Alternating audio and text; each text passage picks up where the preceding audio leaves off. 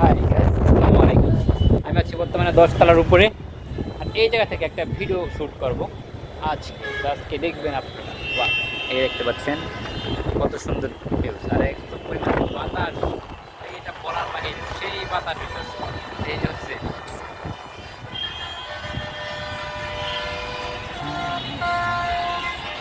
এই পাশে সূর্যটা এইদিকে।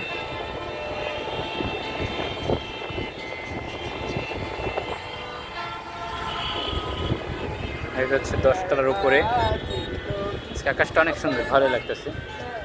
এইদিকে অনেক সুন্দর একটা দৃশ্য। এইদিকে দেখতে পাচ্ছেন, ওয়াও। এইদিকে এই দিকটায়, এই যে দিকটায় সেই